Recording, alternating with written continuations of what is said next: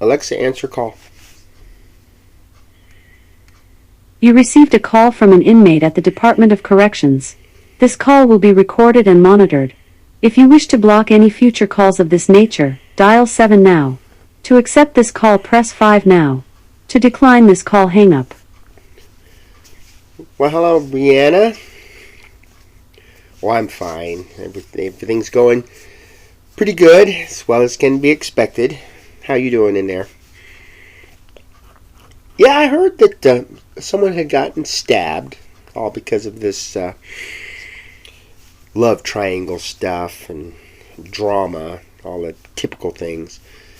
I think the biggest thing I don't understand is how a prison can not know that somebody who has a history of carrying around a weapon isn't going to continue to be a danger in the general population. I think when prison officials are appointed to the prison, or they just kind of lose their intelligence. I just really haven't seen too many personal incidences or recalled incidences where they do the right thing, or they at least prevent something from happening. So I feel sorry for you guys locked up in there. Yeah, I did hear that you guys went on lockdown. Well, how's it going? Yeah, these it's still, I believe this is preventable. This is a prison. How can fentanyl get into a prison? How can weapons be on the person? But I don't know. I've heard that basic stuff was used, scissors, pretty much. But I don't feel comfortable having my fiance locked up in a place where she could get stabbed, or she could find fentanyl. This is just wrong. And so we can talk, probably do a whole bunch of talk, but action, that's what we really need.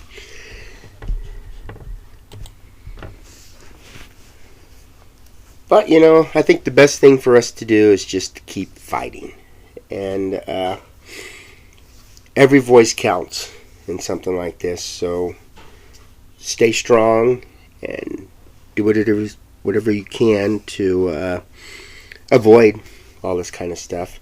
At least you guys know what's going on, and even though the prison seems to kind of ignore the stuff or hope it will go away, I don't know. I don't know what's going on in their mind, why they just, where you're in a controlled environment like that and you can't control it.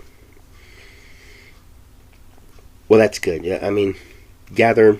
You have 60 seconds remaining. All the support that you can, and just I would say follow the rules.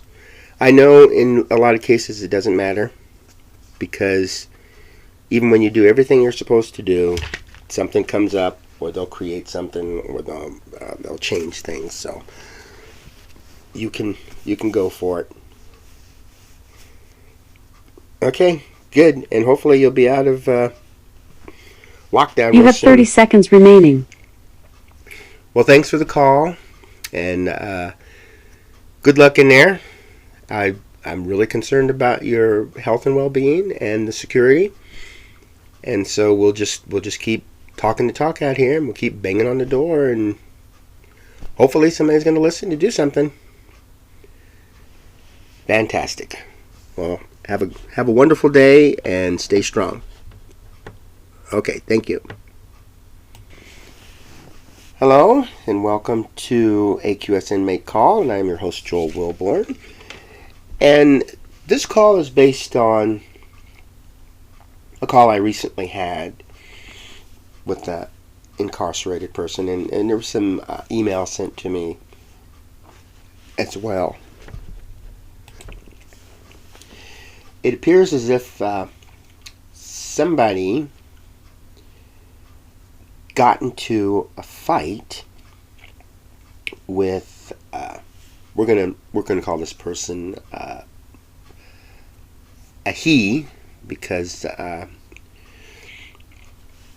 she's going through the transition. She's a trans man, so she's in the women's prison. So he got into an altercation with her girlfriend, or his girlfriend's ex. And the ex has been known to stab people, is a violent person. But I guess in the prison, when certain emotions get high, and that's very easy to do when there's a lot of trauma, a lot of stress, a lot of uncertainty and self-doubt, suicidal tendencies, all this kind of stuff pops up in prisons on a regular basis, because it is a very bad place for people to be. And so these tensions surmounted and reached their peak. So I feel they're still investigating, and even police came in, not the DOC authorities, but actual police came in and sealed off the area. And on the outside too, in Seattle, there was also a stabbing around the same time this happened. But this person, this ex, stabbed the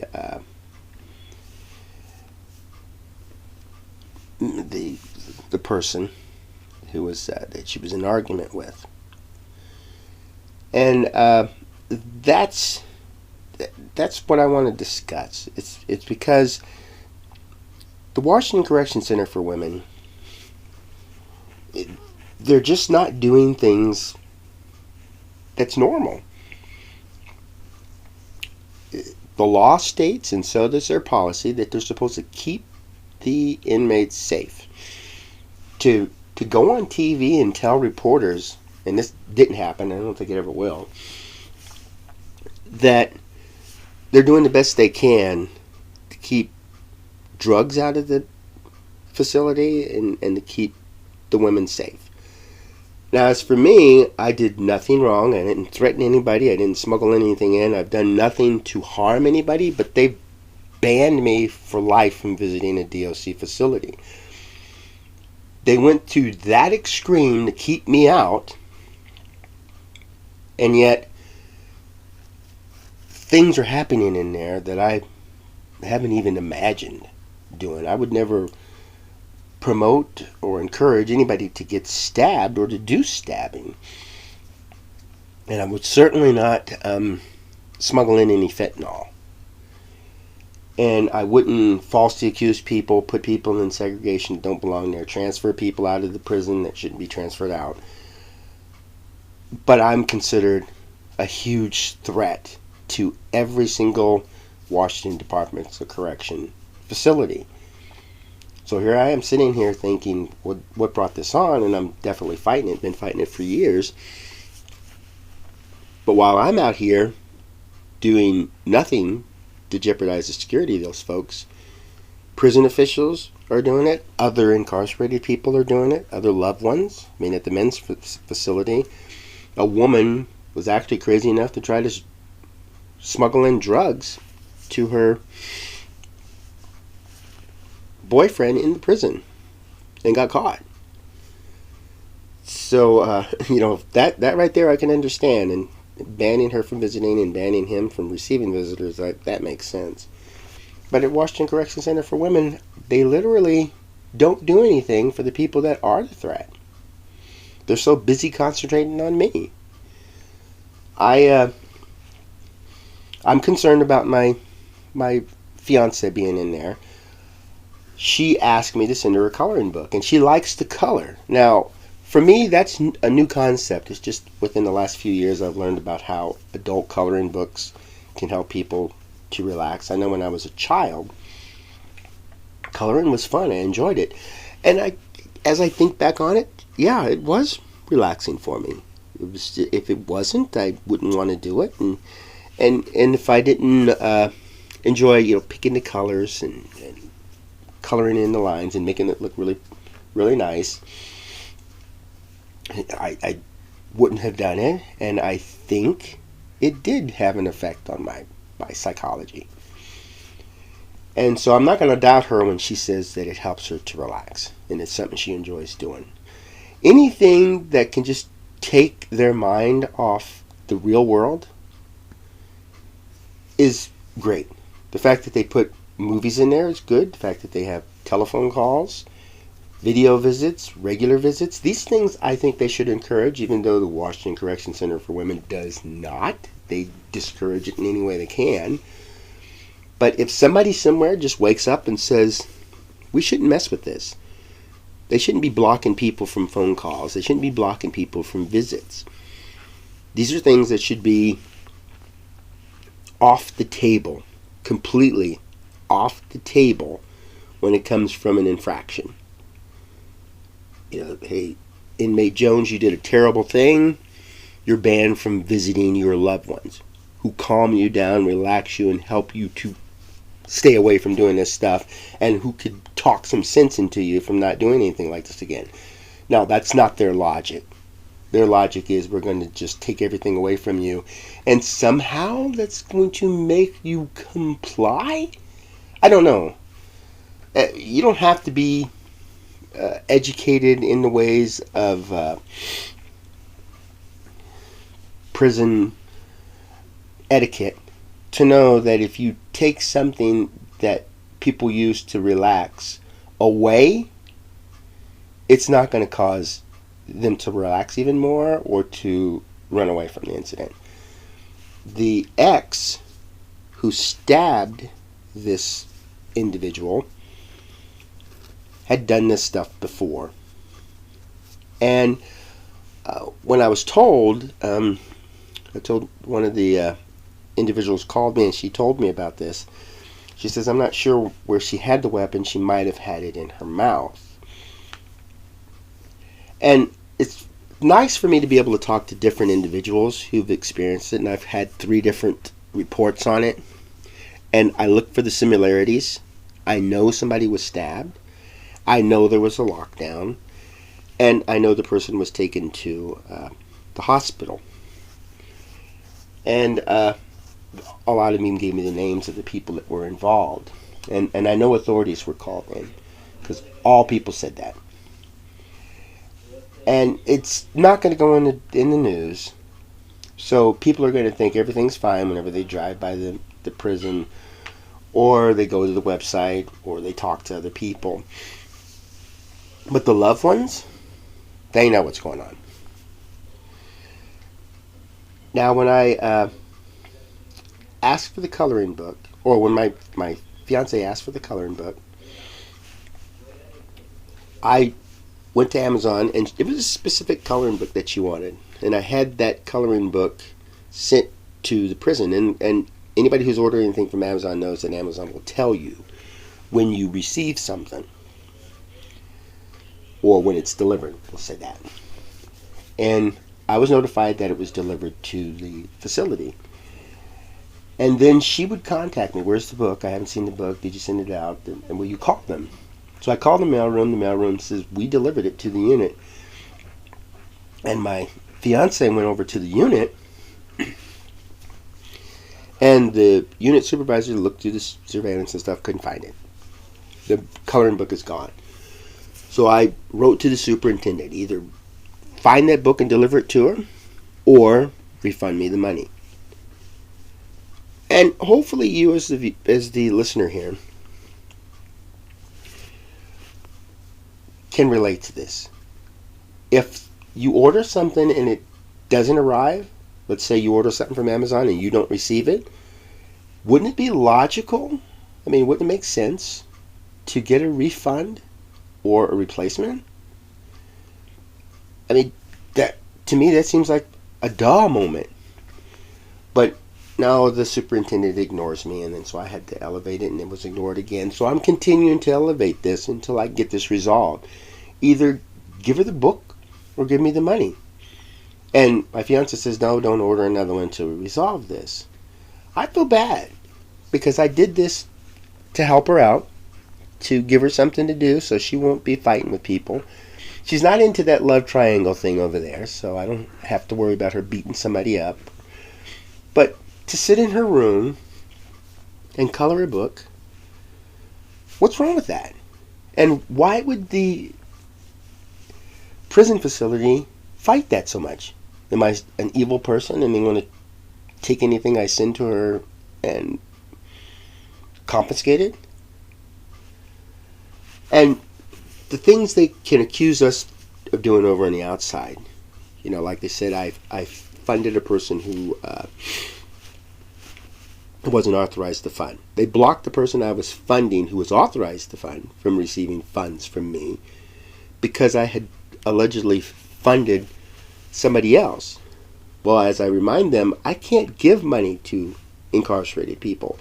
Only the facility can do that. Only DOC officials. When I was talking to the mailroom, the spokesperson was telling me that she delivered the package, the coloring book, to the unit. And she says every once in a while they'll say that they didn't give it to the individual because it wasn't authorized. And she said, I'm not going to deliver anything to the unit that's not authorized. I look over it. I look over the policy. I determine whether it's authorized or not. If it's authorized, I will send it there. They don't even have to think about that. Just give it to the individual. There's no need to check that. And a coloring book, of course, is authorized to go to that unit.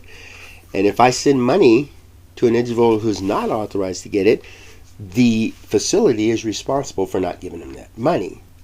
But since somehow I sent money to somebody who wasn't authorized, and it's all my fault, and I'm supposed to be punished for that, goes to show you how this facility is run. They're not doing what they're paid to do. They're not following the law. They're not following the policy.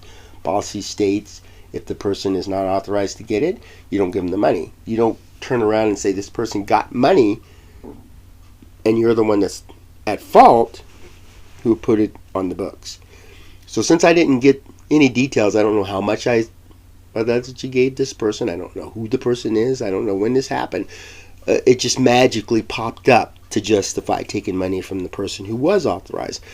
And when a person is authorized, they should get the money no matter what. That's my logic.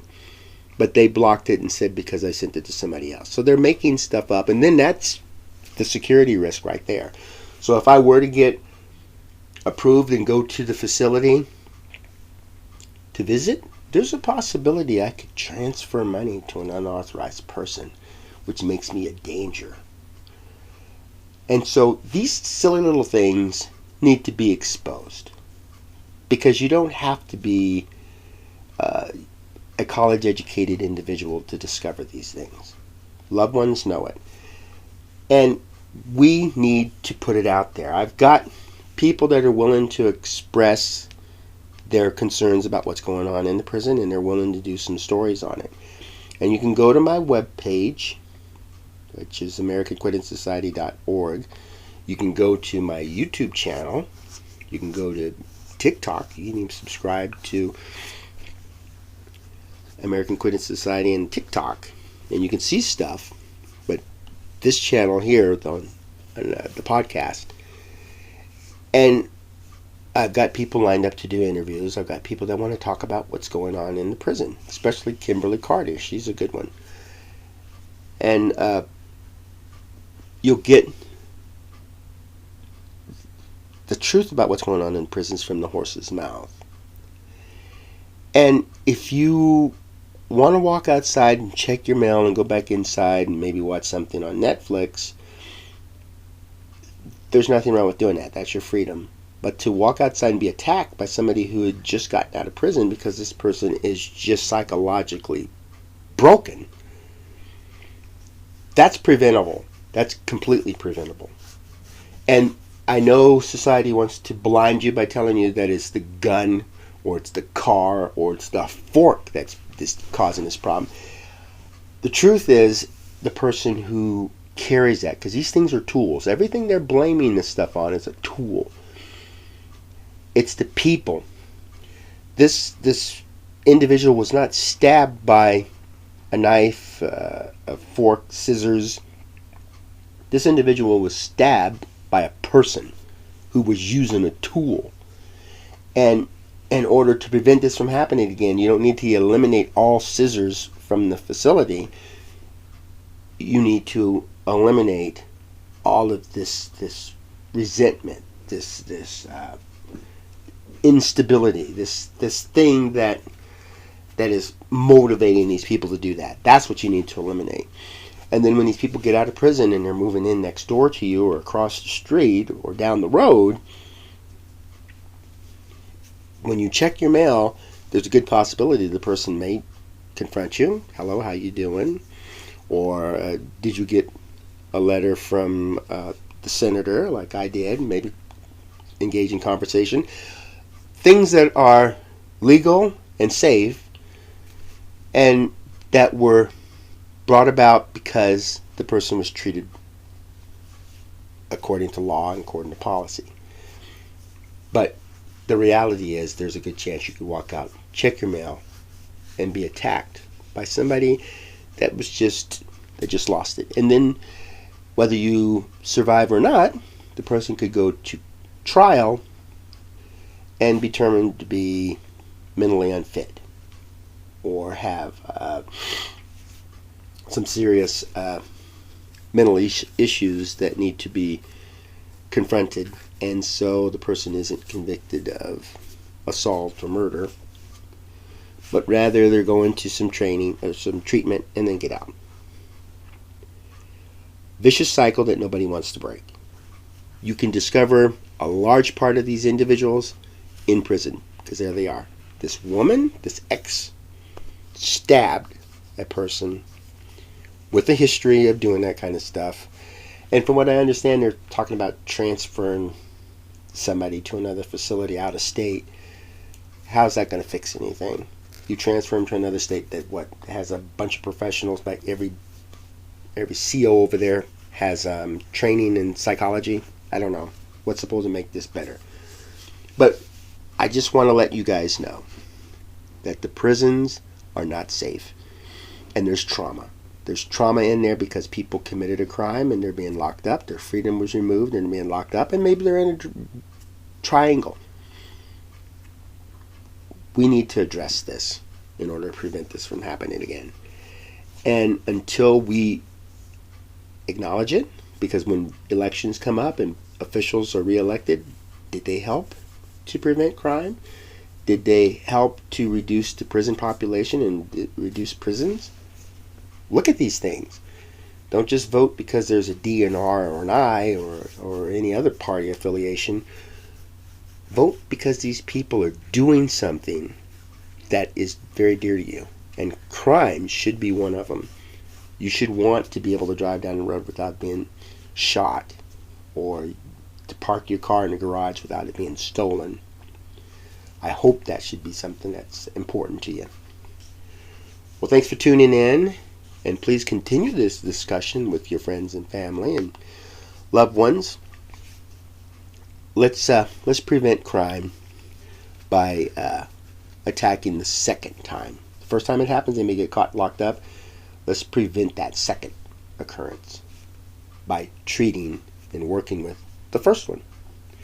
Well, go out and have yourself a fantastic day and make beautiful memories for tomorrow.